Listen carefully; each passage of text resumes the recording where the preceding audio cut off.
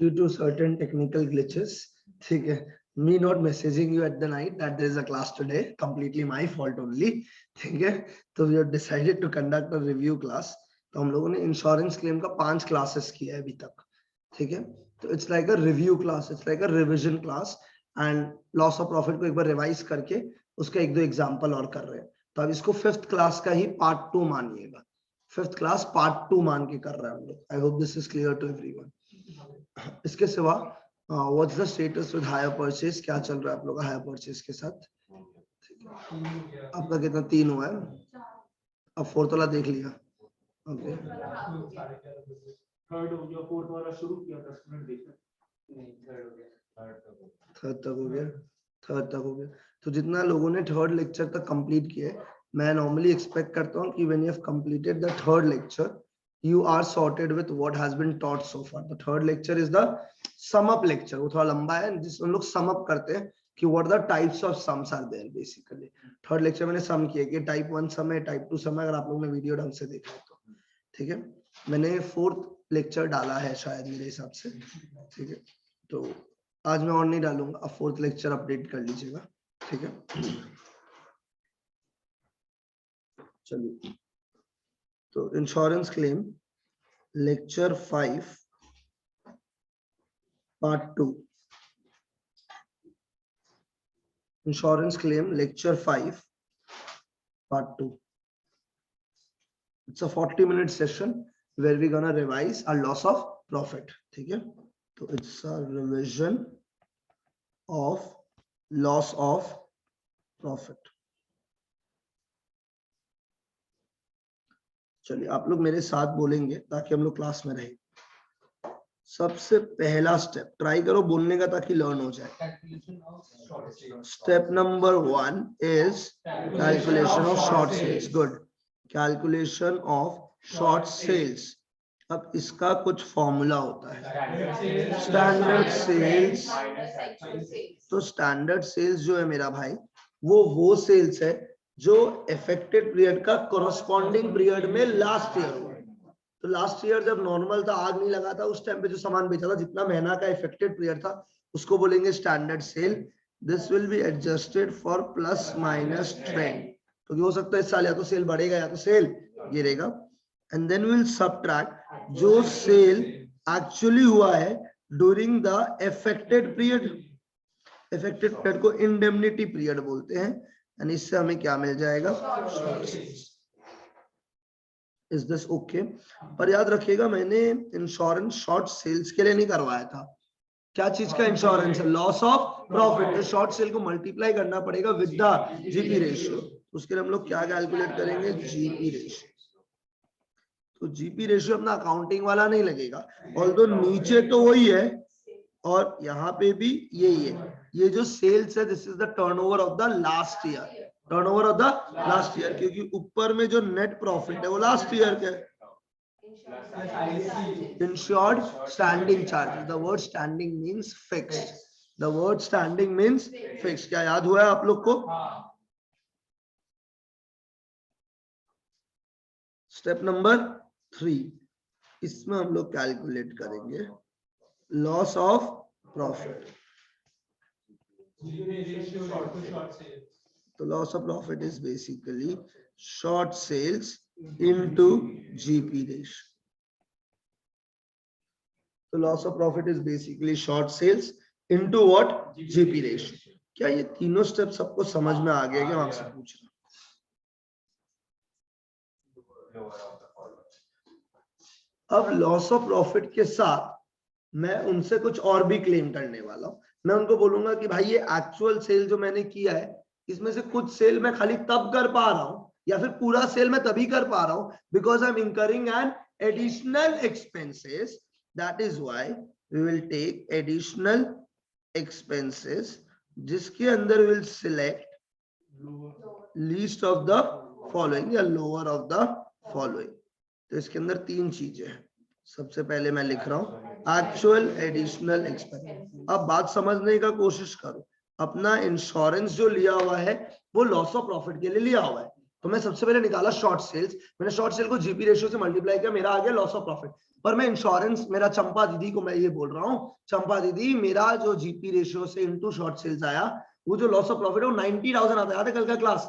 पर अभी कितना आया था? 75। इस कम हो गया है बिकॉज मैंने कुछ एक्स्ट्रा खर्चा किया है, तो वो एक्स्ट्रा खर्चा का भरपाई कीजिए। इमेजिन करो loss of stock, loss of stock में हम लोग बोलता था कि अगर हम लोग आग में कूदता नहीं तो इतना का लॉस होता, तो आग में कूद के जो मैंने बचाया है उसका खर्चा जो लगा है बचाने का वो आप दीजिए, क्योंकि वो सामान एक्स्ट्रा बचा तो लॉस कम हो गया। सिमिलरली जो एडिशनल खर्चा किया इसके कारण मेरा लॉस ऑफ प्रॉफिट का क्लेम कम हो रहा है, नहीं तो वो क्लेम 90 होता, अभी लॉस ऑफ प्रॉफिट कितना है? 75। तो प्लस कर दीजिए जो एक्स्ट्रा खर्चा लगा है जिसके कारण मेरा लॉस ऑफ प्रॉफिट 90 नहीं है 75 है, क्योंकि मैं एक्स्ट्रा सेल तभी कर पाऊंगा जब मैं बाजू में छोटा सा जगह लूंगा।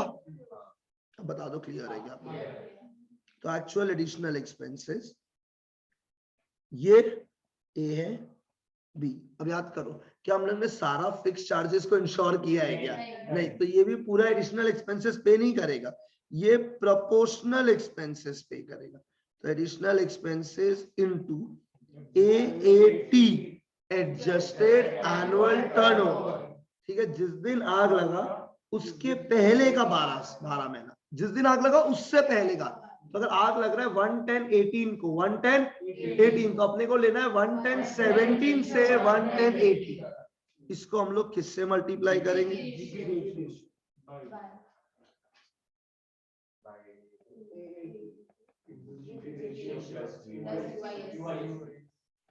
याद है इसका हम लॉजिक दिया था, 18 टू जीपी रेशियो, जितना का इंश्योरेंस मैंने करवाया है, इट इज डिवाइडेड बाय जितना का इंश्योरेंस करवाना चाहिए था, ठीक है?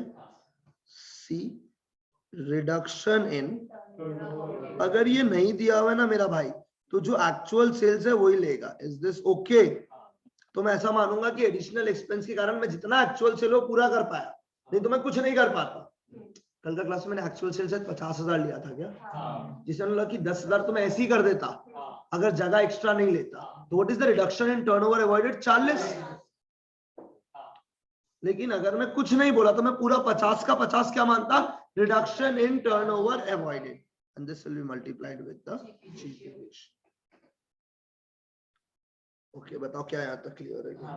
तो therefore step number 5, calculation of total loss.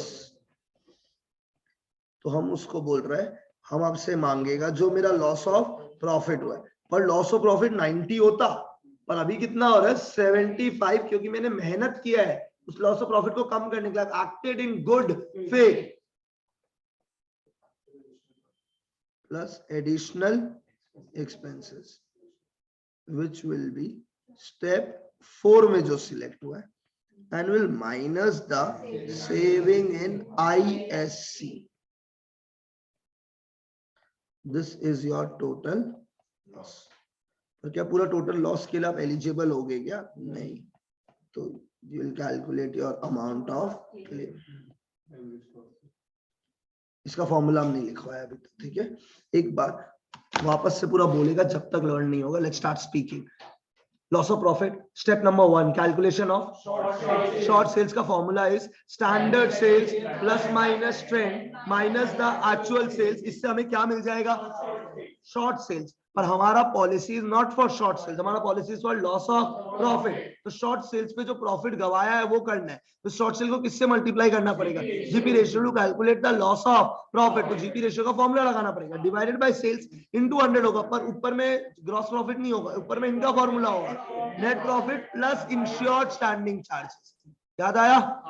ठीक है, फिर टोटल लॉस ऑफ प्रॉफिट आ गया। अब कायदे से तो लॉस ऑफ प्रॉफिट 90 होना चाहिए था, और लॉस ऑफ प्रॉफिट कितना हो रहा है? क्यों? आपने मैंने एक्स्ट्रा खर्चा करके उस लॉस को कम कर दिया मेरा भाई लोग, समझ आ गया? तो वो जो एक्स्ट्रा खर्चा करके मैंने इंश्योरेंस कंपनी के लिए गुड फेथ में एक्ट किया है, वो मैं इंश्योरेंस कंपनी से ही लेने वाला हूं मेरा भाई। तो कुछ एडिशनल एक्सपेंसेस लगेगा मेरे हिसाब से, तो हम लोग को lower of the following select करना है। क्या सिलेक्ट करना है? Lower of the following. तो एक्चुअल एडिशनल एक्सपेंसेस, फिर एडिशनल एक्सपेंसेस का प्रोपोर्शनेट निकालना है, that will be into AAT into GP ratio divided by AAT into GP ratio plus UIS। Last is reduction in turnover avoided into GP ratio. Step 4 plus your step 3 which is your loss of profit minus your saving in insured standing charge. अगर कोई fix खर्चा अगर आपने बचा लिया है तो वो इंश्योरेंस कंपनी से नहीं लोगे. That's called a saving in insured standing charges. क्या लगता है क्लियर है नहीं? 100%. क्योंकि एनुअल टर्नओवर जो है वो 12 महीने from the date of hire. अगर उसमें मैंने ट्रेंड एडजस्ट कर लिया तो उसको मैं लूंगा एडजस्टेड एनुअल टर्नओवर. क्या यहाँ तक क्लियर है? हमने स्टेप्स लिख लिया था ना. आप एक काम करो ना इसमें स्टैंडर्ड सेल में फिर हम लोग अलग से ट्रेंड एडजस्ट कर रहे हैं. और अगर एनुअल टर्नओवर दिया हुआ है तो उसमें भी हम लोग क्या एडजस्ट करेगा? Trend.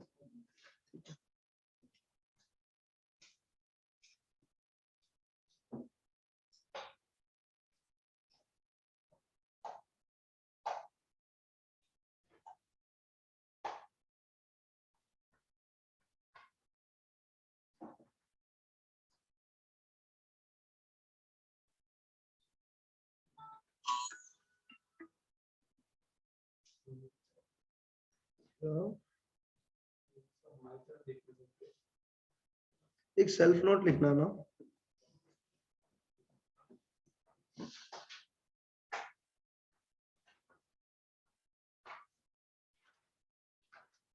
Self note. Self note.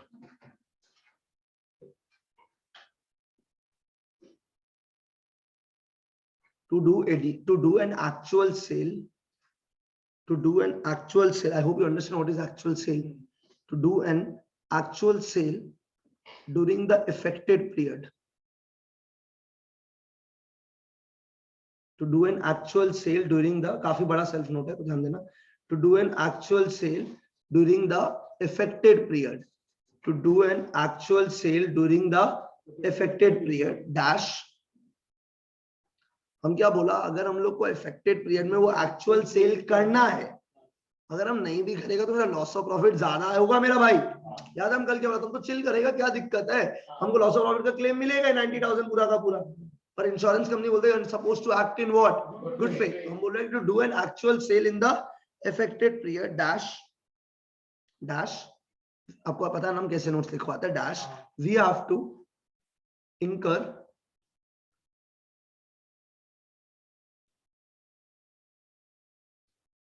to do an actual sale during the affected period dash we have to incur additional expenses.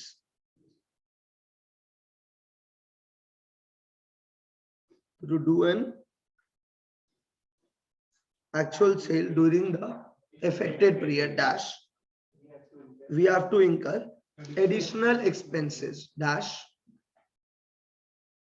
we are acting in good faith.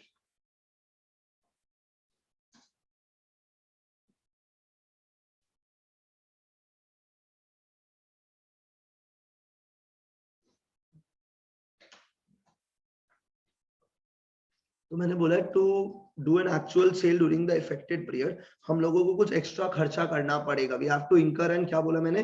Additional expenses dash we have acted in dash insurance company should also act in good faith.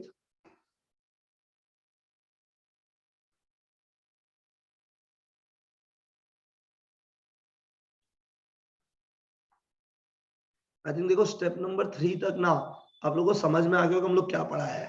अब step number 4 में लोगों को दिक्कत होता है, उसके लिए मैं नोट लिखवा रहा है कि भाई अगर हम लोग को वो एक्चुअल सेल करना था तो हम लोग को एडिशनल खर्चा करना पड़ता था और हम लोगों ने किया because we have acted in what? Good faith. Insurance company will also now act in good faith dash they will pay the additional expenses. क्या बोला? समझ में आ रहा होगा अब तो शायद.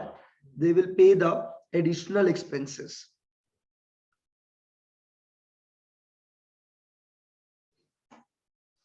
They will pay the additional expenses. Dash insurance company हमारा चाचा नहीं है. लिखना एकदम. इंश्योरेंस कंपनी हमारा चाचा नहीं है.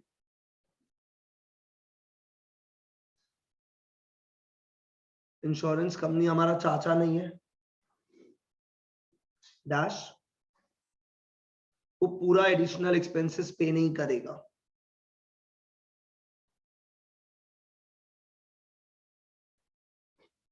वो पूरा एडिशनल एक्सपेंसेस पे नहीं करेगा। वो पूरा एडिशनल एक्सपेंसेस पे नहीं करेगा। Dash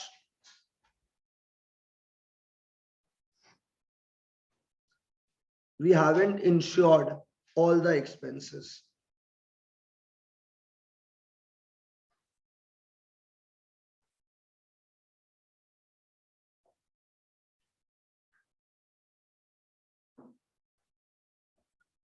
We haven't insured all the expenses.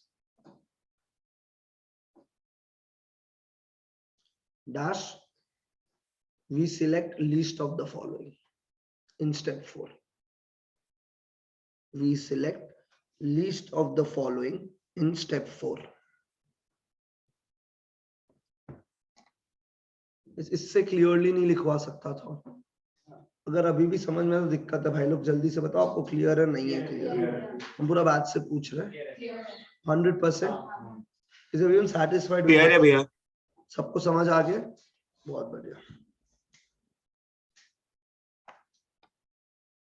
अब सम नंबर 24 एक सम करते हैं आज, ठीक है, ताकि लॉस ऑफ प्रॉफिट एक बार पूरा रिवाइज होकर दिमाग में बैठ जाए। तो एक सम करने से दिमाग में बैठ जाएगा बेटर।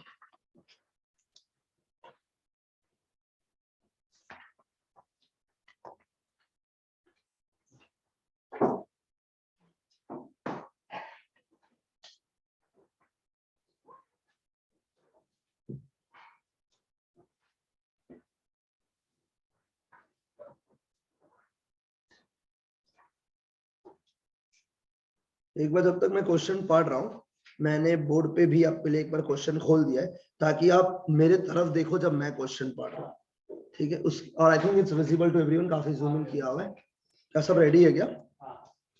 अब आपको ये चीज समझना है कि what do I think when I am reading the question, that's very important.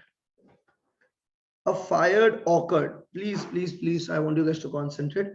A fire occurred on 1st Feb 2014 in the premises of Pioneer Limited, a retail store, and the business was partially disorganized up to 30th June 2014. तो क्या मैं ये बोल सकता हूं कि 1/2/2014 से लेके 36/14 is my actual sales का टाइम, या this is the time when my business is what affected? अब पहले हाँ बोल दीजिए जल्दी से। तो मैं बोलना चाह रहा हूँ 1 to 14 से लेके, तो फेब, मार्च, अप्रैल, मई, जून, कितना महीना हो गया? 5 महीना के लिए मेरा बिजनेस अफेक्टेड है। किसी को डाउट है? The company was under a loss of profit of, मैं डेट्स को इससे हाईलाइट करूंगा और अमाउंट को इससे, कितना रुपया का? 1,25,000 विद 6 month पीरियड इंडेमनिटी। इसका मतलब समझिएगा, इंश्योरेंस कंपनी बोलते हैं आपका जो इफेक्टेड पीरियड है वो 6 महीना के लिए होना चाहिए। अपना कितना का है? 5 चलेगा, 6 से ज्यादा नहीं हो सकता है, क्योंकि मैंने इंश्योरेंस कंपनी से जो इंश्योरेंस लिया है वो कितना टाइम पीरियड ऑफ इंडेमनिटी का लिया है? 6। देख लो विद 6 month करनी, तो लोग क्या करेगा? इंश्योरेंस दे लेगा, आग वग लगा देगा, बोलेगा लॉस ऑफ प्रॉफिट हो रहा है, अब हम धंधा ही नहीं करेगा, बैठा हुआ है 2 साल। अरे वो बन रहे उससे 2 साल का पैसा लेते रहेगा, क्या तुम धंधा ही क्यों कर रहा है आदमी? तो इंश्योरेंस कंपनी का एक्ट में एक क्लॉज है कि your indemnity period can be for a maximum period of 6 months। और इस समय देखो कितना महीना का है? 6। इन लोग बोला है कि हम लोग लिया है पॉलिसी, लेकिन अपना इंडेमनिटी पीरियड कितना महीना का है? 5। मैक्सिमम कितना का हो सकता था? 6। पर आईसीआई क्या बोलते हैं कुछ समय 9 महीना का। तो वो जो बोले मान लो ना, हम तो खाली लॉ वाइज रियल बता रहे हैं कि इंडेमनिटी पीरियड का आप जो पॉलिसी लेते हो मैक्सिमम कितना महीना का ले सकते हैं? 6। यहाँ पे भी इन्होंने 6 लिए, पर कोई समय अगर 9 महीना बोला तो क्वेश्चन भगवान आप दिमाग मत लगाइएगा। अभी अपना इंडेमनिटी पीरियड कितना महीना? 5 महीना। क्या यहाँ तक क्लियर है क्या? अब let's start reading this. Actual turnover from 1st Feb to 30 जून कितना रुपया 80,000। ये तो सबको समझ आ गया होगा, एक्चुअल सेल्स है। ठीक है, turnover from 1 Feb two 30 June 2013। अपना आग लगा था 1 फेब 2014 से 30 June 2014, 80,000। And turnover from 1 Feb 2013 to 30 June 2013। तो अपना जो आग लगा उसका corresponding period of the last year, इसको हम लोग क्या बोलेंगे, स्टैंडर्ड सेल्स। ठीक है, तो मैं लिख देता हूं, ये एक्चुअल सेल्स है, ये standard sales. Next, turnover from, अब ये बहुत इंपॉर्टेंट अगर कोई बता सकते हैं, turnover from 1 Feb 2013 to 31 Jan 2014, annual turnover. क्या है ये, एनुअल टर्नओवर। आप कब लगा था ये बताओ, 1 फेब 2014। तो उस दिन से लेके 1 साल पहले तक, मतलब 1 फेब 2013 से लेके 1 फेब 2014 वाला सेल्स को क्या सेल्स बोलेंगे, एडी, एडजस्टेड एनुअल टर्नओवर। अगर ट्रेंड होगा तो इसको एडजस्ट करना पड़ेगा। नहीं समझा अभी भी, एक बार और स्लो करते हैं। जो सेल आग के टाइम पे होता है उसे बोलते हैं एक्चुअल सेल्स, उसी का corresponding period of the last year is called as standard sales. आग लगने से ठीक पहले 12 महीना का सेल्स को क्या सेल्स बोलेंगे, क्या बोलेंगे, एनुअल टर्नओवर। तो एडजस्टेड एनुअल टर्नओवर, AAT। अगर ट्रेंड है तो इसमें ट्रेंड एडजस्ट करना पड़ेगा। और ट्राई करिएगा अपना खुद का जेरोक्स में कुछ नहीं लिखे, तो सेकंड टाइम पढ़ते समय वो हिंट मिलने से पढ़ाई नहीं होता यार। ट्राई करो आप अवॉइड करें कुछ भी लिखना। Next, net profit for the last financial year. तो नेट प्रॉफिट दे दिया, हमको जीपी निकालने के लिए चाहिएगा। नेक्स्ट है इंश्योर्ड स्टैंडिंग चार्जेस। ठीक है, अब ये बताइएगा टोटल स्टैंडिंग चार्जेस कितना दिया हुआ है, 64। उसमें से इंश्योर्ड कितना है, तो अनइंश्योर्ड कितना है, 8,000। ये हम लोग को चाहिएगा। ठीक है, last turnover for the last financial sales. तो देखो सब में क्या क्या चाहिए होता है, नेट प्रॉफिट चाहिए, इंश्योर्ड स्टैंडिंग चार्जेस चाहिए, अनइंश्योर्ड स्टैंडिंग चार्जेस चाहिए, एक्चुअल सेल चाहिए, स्टैंडर्ड सेल चाहिए, फिर टर्नओवर चाहिए आग लगने के ठीक पहले 12 महीना का, जिसको हम लोग बोलेंगे एनुअल टर्नओवर। नहीं समझा अभी भी। The company incurred additional expenses, कितना रुपया का, which reduce the loss in turnover. There was also a saving during the indemnity period of कितना रुपया। In the insured standing charges, the result of fire, there had been a considerable increase in trade since the date of the last annual accounts. It has been agreed that an adjustment of 15% be made in respect of the upward trend in. तो trend कितना percent है guys, 15%। निकाल के दे दिया सबके अंदर। ठीक है, अब ना मेरा तरीका सुनना पहले। हम लोग पता है कुछ बनाएंगे, एंड जो हम लोग बनाएंगे ना, that will be called as the diagram. That will be called as what, diagram. And I want you guys to pay full attention to this. अभी आप लिखना मत कुछ भी।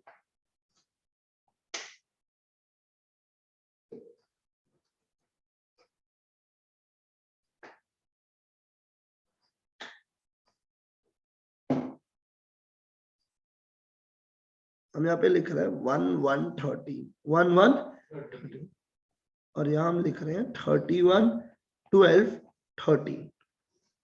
This is assumed to be the last financial year. ठीक है, उसके बाद ये टाइम लिखेगा जहां पे क्या लगा है मेरा, फायर, और कब तक, 36/14। इसके आगे का कोई भी डेट मेरे लिए इररेलेवेंट है। क्या यहाँ तक समझ आ गया।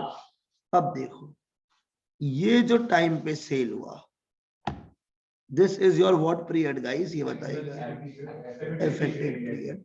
इस टाइम पे जो सेल होता है जल्दी से बता दो उसे क्या, फिर आंसर नहीं आया, तो कितना है एक्चुअल सेल्स। डन। अब आपका दिमाग पता है क्या चलेगा, इसी टाइम पे जब लास्ट ईयर हुआ होगा वो बनाएंगे हम लोग।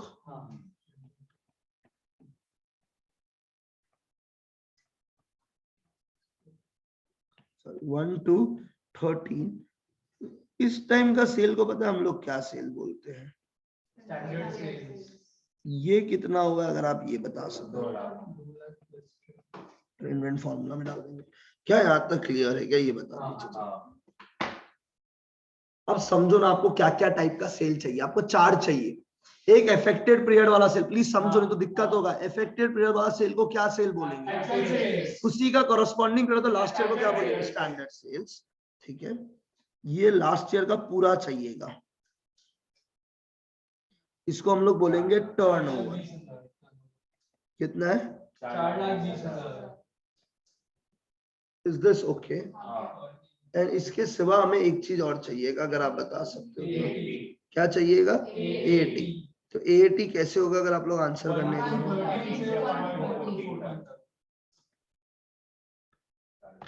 इसको हम लोग अभी एनुअल टर्नओवर बोल रहे हैं, एंड इसमें हमें क्या एडजस्ट करना पड़ेगा? ट्रेंड। तो अभी कितना एनुअल टर्नओवर? 4 लाख 4.5 देख लो, हमको इतना ही चाहिए और सब में ट्रेंड चाहिए होता है, जो ट्रेंड दिया हुआ है। ये हमारा डायग्राम है, आप एक बार देख लीजिए। लास्ट ईयर का पूरा सेल को क्या बोलेंगे? अब लोग वर्ड्स नहीं बोल पाएंगे। लास्ट ईयर का सेल को क्या बोलेंगे? टर्नओवर। ठीक है, अफेक्टेड पीरियड वाला सेल को क्या बोलेंगे? उसी पीरियड का कॉरेस्पॉन्डिंग सेल होता है लास्ट ईयर, एंड जिस दिन आग लगा उसके 12 महीना पहले तक एनुअल टर्नओवर। इसको ट्रेंड से करने से एडजस्टेड बनता है। जब तक ट्रेंड नहीं देगा वो एडजस्टेड नहीं बनेगा। क्या डायग्राम क्लियर है? अब देखो एक बार, स्टेप नंबर 1 सब मिलके बोलेगा मेरे साथ साथ। What is my step number 1? Calculation of short sales। क्या मेरे को शॉर्ट सेल्स का फॉर्मूला बता सकते हैं please? Standard sales plus trend होगा यहाँ पे, क्योंकि अपवर्ड बोला है। तो standard sales plus the trend minus the actual sale is equal to short sales. अब हमको फॉर्मूला बताएगा सब लोग। स्टेप नंबर 1, अभी आप कुछ नहीं लिख रहे। Calculation of what guys? Okay, सबसे पहले मैं क्या लिखूंगा? अब आपके लिए मैं डेट लिखूंगा यहाँ पे। Standard sales is basically 1/2/13 to 36/30। आप ऐसे ही लिखेंगे एग्जाम में पूरा पूरी, तो पर्टिकुलर रुपीस। तो बताइए कितना आ रहा है standard sale? This will adjust with what? Trend at the rate कितना परसेंट? तो 15% किस पे निकलेगा? 2 लाख। तो अगर आग नहीं लगता ना, तो शायद इस बार हम लोग कितना बेच पाता? 2,30,000। पर मेरा जिंदगी में क्या लग गया है? आग। तो हम एक्चुअली कितना बेच पाया? From 1 to 14 to 36/40। अगर आपको याद हो गया है ना कि स्टैंडर्ड सेल क्या होता है, एक्चुअल सेल क्या होता है, आपके लिए इजी है सोचना। एक्चुअल सेल है जब से आग लगा, जब से अफेक्टेड पीरियड। तो आप कब लगा बताओ हमको क्वेश्चन पढ़ के? 1 to 14। अफेक्टेड कब तक था? 30 जून। उस सेल को क्या सेल बोलेंगे? Actual sale. उसी का कॉरेस्पॉन्डिंग सेल होता है लास्ट ईयर को क्या बोलेंगे? Standard sale. And standard sale में क्या एडजस्ट हुआ है? ट्रेंड। अब बताइए कितना है मेरा? तो अगर आग नहीं लगता तो मैं 2,30,000 बेचता, पर अब मैं कितना बेच पा रहा हूँ? 80,000। तो I am having a short sales. Done. ये स्टेप नंबर 1 हो गया। आप एग्जाम में सोचो, गौतम भैया ये बोला था कि हम लोग ने इंश्योरेंस शॉर्ट सेल्स का नहीं लिया, हमने इंश्योरेंस क्या चीज का लिया? तो उसके लिए हमें क्या कैलकुलेट करना पड़ेगा? तो कैलकुलेशन ऑफ, अब आप थोड़ा फॉर्मूला बोलेगा और हमको निकाल के देगा टर्म्स। तो जीपी इज इक्वल टू, हम सब शॉर्ट फॉर्म में लिख रहे हैं, अब एग्जाम में फुल फॉर्म लिख रहे हैं। अब आप बताओ नेट प्रॉफिट कितना है जल्दी से? Plus what is the insured standing charges? बोलो। Divided by the sales. Divided by the sales. Sales मतलब turnover of the last year. कितना? कितना परसेंट है? अगर आग नहीं लगता तो मैं 2,30,000 बेच पाता, पर आग लग गया, मैं कितना बेच पाया? 80। कितना का नुकसान हो गया? सेल का 1,50,000। पर याद रखिएगा मैंने पॉलिसी सेल का लॉस करेंगे, मैंने पॉलिसी क्या चीज कर ले? तो step number 3 is loss of profit, जिसका फॉर्मूला प्लीज बोलना short sales into GP ratio. Looks good to everyone? तो बताइए what is my short sales into what is my GP ratio? 30%। तो हम इंश्योरेंस कंपनी बोल रहा है, इंश्योरेंस कंपनी बोल रहा है 45,000 ले लीजिए।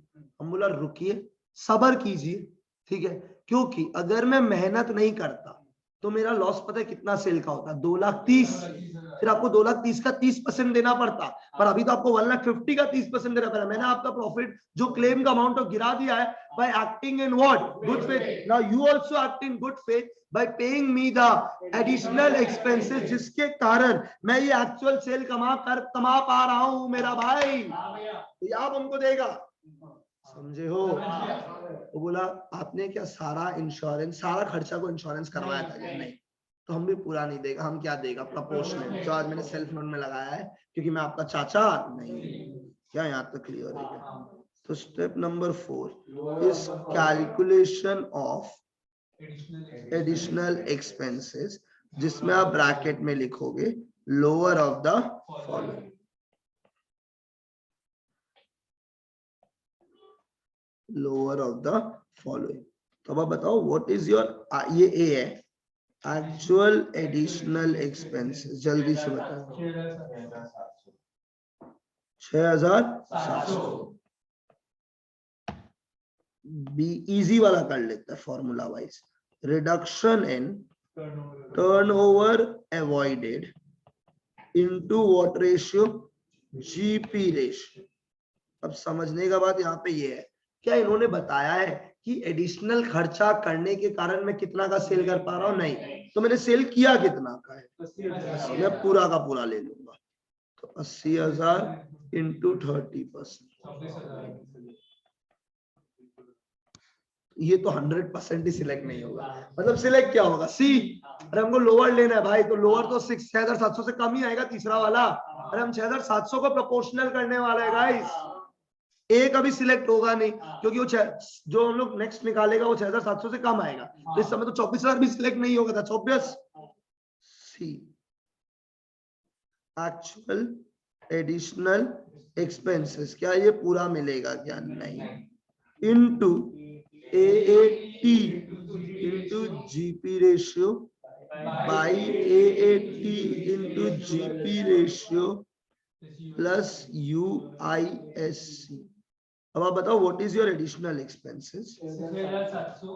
अब AAT का मतलब होता है जिस दिन आग लगा था उससे 12 महीना प्लस योर ट्रेंड। तो ब्रैकेट में लिखेगा 4,50,000 था क्या मेरे हिसाब से, प्लस कितना परसेंट करेंगे? 15%, ठीक है, into what is your GP ratio? 30% divided by, आप लोग को क्लियर नहीं है क्या शायद? इनटू कितना percent? 30% plus what is your uninsured standing charges? Reply नहीं आया। अब थोड़ा सा कैलकुलेशन वाइज थोड़ा स्मार्ट बनना, मेरा बात सुनना, मत करना, पहले मेरा बात सुनना। अब ऊपर में जो निकालेगा ना उसको लिख देना, उसको कैलकुलेटर से हटाना मत, उसी में प्लस 8,000 होता है तो नीचे वाला आ जाए। कैलकुलेटर उठाइए एक बार, जो बोल रहे सुनिए। 4,50,000 प्लस 15%, इससे हम लोग को क्या मिल गया? AAT कितना आया? तो ये हम नीचे भी एक बार लिख देते हैं, AAT is equal to 4,50,000 plus कितना परसेंट? आप लोग को नहीं समझ में आ रहा है क्या सम? तो 5,17,500 is the AAT। Okay, into कितना परसेंट गाइस? कितना आएगा? कैलकुलेटर से हटाना मत, ये रख के रखो, इसी पे प्लस कितना कर दीजिए? 8,000। परफेक्ट। तो कितना आएगा ये बताइएगा?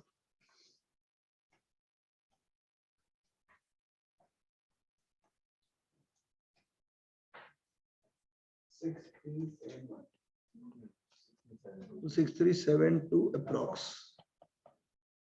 तो ये तीनों में से सिलेक्ट कौन सा होगा? 6,372। अब जो है तो टाइम पास स्टेप से पहले बोलो यहां तक समझ आया? तो एक बार वापस बोलते, आग कब लगा? देखो ये जो सेल्स है ना, ये हमको लगता है जो बोल पाएगा ना ओके ये सेल, ये क्योंकि फॉर्मूला याद हो जाता है। अगर 10 बार लिखेगा तो याद तो होगा ना, गवार तो है, इंटर तक पहुंचा कैसे भाई, तो कुछ तो एफर्ट डाला ही है ना। तो चलिए लेट्स स्पीक अप। सबसे पहले जिस दिन आग लगा उस दिन से बिजनेस कितना महीना के लिए इफेक्टेड था? उस टाइम पे जो सेल होगा उसको क्या बोलेंगे? उसी का कॉरस्पॉन्डिंग पीरियड का लास्ट ईयर का सेल को क्या बोलेंगे? स्टैंडर्ड सेल में क्या एडजस्ट करेंगे? ट्रेंड, ठीक है। फिर उसको माइनस करेंगे किससे? Actual sale. क्या मिल गया? अब short sale into what? GP ratio का formula is net profit of the last year plus ISC in short fixed charges divided by turnover of the last financial year, पूरा साल का लास्ट ईयर का, into 100। अब additional expenses वाला step करना है क्योंकि GP ratio two short cell हो जाएगा, तो इससे लॉस ऑफ प्रॉफिट मिल गया। अब बताओ स्टेप नंबर 4 एडिशनल एक्सपेंसेस कैसे करेगा? लो द फॉलोइंग सिलेक्ट, तो जो एडिशनल एक्सपेंसेस लगा वो ले लीजिए। फिर additional expenses reduction in turnover avoided into what? GP ratio. क्या इन्होंने रिडक्शन इन टर्नओवर बोला है? तो जितना एक्चुअल सेल है पूरा ले लेगा, खत्म। इसका नोट में लिखवा देगा। फिर step number C actual additional expenses, ठीक है, इसको प्रोपोर्शनेट करो, तो into AAT into GP ratio by AAT into GP ratio plus UISC. UISC समझ आता है, जीपी रेशियो समझ आता है, एएटी समझ लेता है। AAT is basically the sales from the date of fire के 12 महीना पहले का, डेट ऑफ फायर से 12 महीना पहले एग्जैक्ट। तो फायर कब लगा था? 1 to 14, it will be 1 to 13 से 1 to 14 टन। ये एनुअल टर्नओवर है, इसको क्या चीज से एडजस्ट करना पड़ेगा? ट्रेंड से, to get adjusted annual turnover. पहले को इतना समझ आया, और कुछ बोलेगा आप लिखना मत अभी कॉपी में कुछ। डेट ऑफ फायर जो मैं पूछ रहा हूँ वो रिप्लाई करना अच्छा लगेगा, बोलो। ये हम बार बार बुलवा रहे ताकि आपको जब हम लोग कल पूरा सम्स करें, मतलब सम्स को पेले मेरे भाषा में, तो आपको ये सोचना नहीं पड़े कम से कम। अब मेरा इफेक्टेड पीरियड आप बता दीजिएगा इस जल्दी से। अब देखो जो हम आपसे पूछेगा, क्योंकि ना डेट्स का क्लैरिटी बहुत इंपॉर्टेंट है इस चीज के लिए। इस टाइम पे जो सेल होता है इसे क्या बोलते हैं? ये हो गया। अब मेरे को मन हो रहा है आप हमको बता दो स्टैंडर्ड सेल्स कब से कब तक होगा?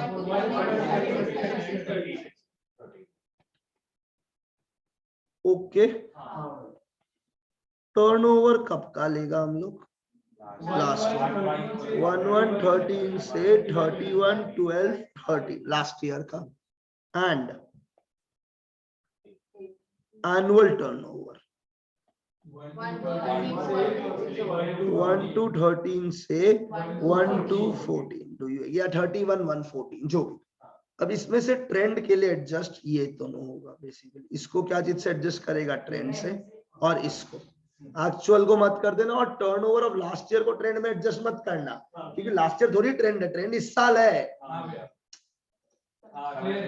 अरे देखो ये जो टर्नओवर था ना लास्ट ईयर वाला 4,20,000, इसको ट्रेंड से मत एडजस्ट कर देना मेरा भाई। ये लास्ट ईयर का सेल्स है, लास्ट ईयर थोड़ी ट्रेंड था। पर 4,50,000 को एडजस्ट करना पड़ेगा to make it at adjusted annual turnover. वो क्यों लग रहा है आप लोग कंफ्यूज हो गए लास्ट ईयर? कुशल तुम समझे हम क्या बोल रहे हैं? सब लोग समझ गए 100%? अरे भाई last turnover is basically the sales of last year, तो don't adjust that with trend.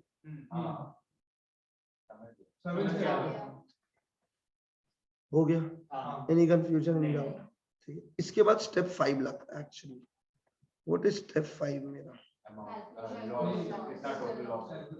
Total loss. तो what was my loss of profit? पहले तो वो देखते हैं ऊपर जाके। मेरा लॉस ऑफ प्रॉफिट इज कितना? 45,000। फॉर्मूला याद करो, लॉस ऑफ प्रॉफिट कितना? And then we add additional expenses, जो हम लोग सिलेक्ट करते हैं स्टेप 4 में 6372, and we minus saving in ISC. देखो 4892। अब ये टोटल लॉस हुआ है। अपना पॉलिसी देखो कितना रुपया का लिया हुआ है, 1,25,000 का। अब इसका एवरेज क्लॉज लेके हम लोग को करना पड़ेगा। Is this clear? ठीक है, वो कैसे निकालेगा वो बात का बात है, हम सिखाए नहीं अभी तक। क्या यहाँ तक क्लियर है क्या? बोलो समझ में आया नहीं है पूरा बैच? ठीक है, अब ये आज अभी लिख के नहीं करना है, आज थोड़ा याद करवाने का कोशिश था, कल आते इसी सम से सीधा शुरू करेगा। तो एक लास्ट टाइम 1 मिनट स्पेंड कर रहा है, एक बार सारा स्टेप बोल दो यार फटाफट से, स्टेप नंबर 1, तो standard sales plus minus trend minus the actual sales short sales, फिर short sale will be multiplied by GP ratio. GP ratio का formula is net profit plus insured standing charge, sorry net profit, हाँ net profit plus insured standing charges by sales into 100, फिर GP ratio into the short sale, loss of profit. इस loss of profit में plus करना है additional expenses जो list of the following होगा. ठीक है, actual additional expenses, reduction in turnover avoided into GP ratio, फिर ये एडिशनल एक्सपेंस को प्रोपोर्शनेट कर दो, तो additional expenses into AAT into GP ratio by AAT into GP ratio plus UIS. AAT is basically trend adjust. ठीक है, last चीज total loss, तो loss of profit plus list of the following का additional expenses minus saving in IS. तो फायदा क्या हुआ, आज ये 40-45 मिनट जो मिला ना लॉस ऑफ प्रॉफिट शायद अब याद हो गया होगा, तो घर में जो एफर्ट डाला था वो बचा लिया हम लोग कहीं ना कहीं. ठीक है, तो क्या आता क्लियर? अब कुछ पूछेगा तो प्लीज गलत मत बोलना. ठीक है, ऑलरेडी दिन बहुत खराब शुरू हुआ आज का. लॉस ऑफ स्टॉक का स्टेप्स याद करवाना था हमको. Step number 1, will prepare a trading account of the last year to calculate the GP ratio. Then trend है तो GP को adjust करें. अभी तक ऐसा सब कुछ था नहीं हम लोग के पास. Step number 3, will prepare a memorandum trading account to calculate the closing stock on the date of fire. Then step number 4 is total loss will be closing stock on the date of fire minus the salvage stock plus the fire fighting expenses. ठीक है, फिर वो average loss का formula लग जाएगा. Clear है? Amount of claim basically clear. Normal abnormal ये सब तो आपको याद रखना पड़ेगा. वो adjustment the cost of goods given with the consignee, sale of goods on approval और रिटर्न बेसिस. एक बार गो थ्रू करते रहो बीच बीच में, अच्छा रहेगा. क्लियर है यहाँ पर? अब हम वापस बोल देते हैं, once we complete hire insurance claim, आपको हम वापस से बोलेगा पूरा चैप्टर करने के लिए खुद से. जब वो खुद से कर रहा है पहले पूरा कॉपी गो थ्रू कर लो, फिर जब करने बैठे ना तो बार बार सोल्यूशन को देखो मत, खुद से करो. जो सब में अटके तब उसको देखो और उसको रेड पेन से सर्कल करके रखो कि यार ये सब में अटक गया था. समझ में आया तो क्या होगा, या 45 सम्स कर रहा होगा प्रैक्टिस वापस से, तो पहला 6-7 सम स्पीड नहीं आएगा, पहली बार कर रहा है, फिर अचानक से 7-8 का स्पीड बढ़ जाएगा. ओ याद आ गया मुझे सब कुछ, वो नेचुरली होगा. आई hope this is clear. Try करो यार हायर परचेज थोड़ा सा अपडेटेड रखने का, तो इजियर होगा. आई थिंक वेडनेसडे आज मेरा next lecture, 5th lecture Friday आएगा. ठीक है, 6th लेक्चर सैटरडे आएगा, 7th लेक्चर संडे आएगा. तो Friday Saturday Sunday back to back आएगा, क्योंकि संडे आपको टाइम मिलेगा कवर करने का, क्योंकि संडे मेरा ऑफ होगा. नॉर्मली टैक्स क्लासेस भी संडे शायद ऑफ होगा आप लोग का, तो थोड़ा सा आपको लग्जरी और रिलीफ मिलेगा इनिशियल कुछ संडेज तो एटलीस्ट. तो उसमें अपने को टाइम यूटिलाइज करना है, थोड़ा सा हायर परचेज करना है continue. I hope this is clear to you. तो once you finish insurance claim, target यही है कि अपना आज क्या वेडनेसडे, आज का क्लास हमको लगा था हम लोग सम्स कर पाएंगे, वी हैव वेस्टेड इट, कोई बात नहीं. थर्सडे फ्राइडे एंड सैटरडे का में अपना हो जाना चाहिए, और सैटरडे एक इन्वेस्टमेंट का इंट्रोडक्शन हो जाना चाहिए. ठीक है, चलेगा? चलिए, I think by the time the Feb month is over, ठीक है, we will be almost in the verge of the 3rd chapter का आधा, क्योंकि investment is a smaller chapter as compared to hire purchase and insurance. Looks good. Thank you so much guys.